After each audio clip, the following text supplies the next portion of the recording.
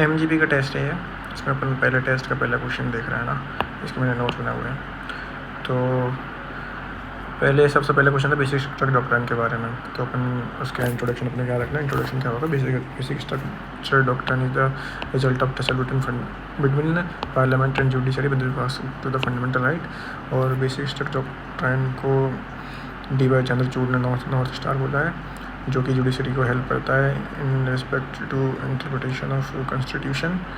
और इसकी डेफिनेशन अगर देखें तो जो बेसिक स्ट्रक्चर डॉक्ट्राइन एक जुडिशल इनोवेशन है जिसमें इसके कुछ फीचर्स होते हैं, फंडामेंटल फीचर्स होते हैं। मतलब कॉन्स्टिट्यूशन में उनको चेंज नहीं किया सकता, अल्टर नहीं किया जा सकता इवन तो कॉन्स्टिट्यूशन अमेंडमेंट है ना। तो 3 अपने पास इंट्रोडक्शन हो गए।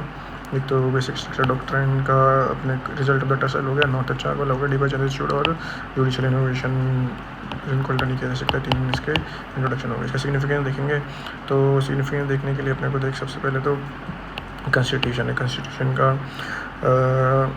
कि वही बेसिक स्ट्रक्चर प्रमोट करता है कॉन्स्टिट्यूशनलिज्म को।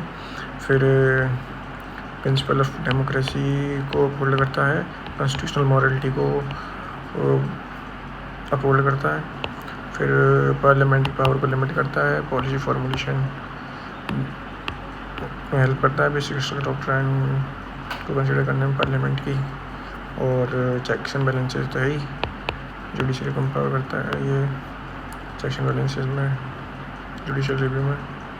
और डायनेमिक इन नेचर है, मतलब बेसिक स्ट्रक्चर डॉक्ट्राइन चेंज होते रहता है with respect to the changing society.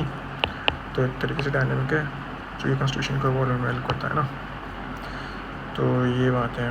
तो सिग्निफिकेंस में अगर अपन देखा जाए तो कॉन्स्टिट्यूशन 4 अपने पास स्टेक होल्डर्स है।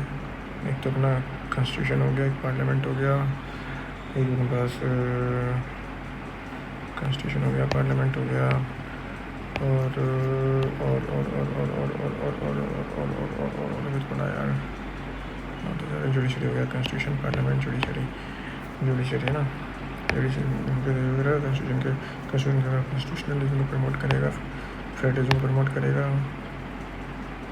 कॉन्स्टिट्यूशनलिज्म प्रमोट करेगा, मॉरलिटी प्रमोट करेगा, पार्लियामेंट की हेल्प करेगा, किस चीज़ में हेल्प करेगा ताकि पॉलिसी फॉर्मुलेशन में हेल्प हो।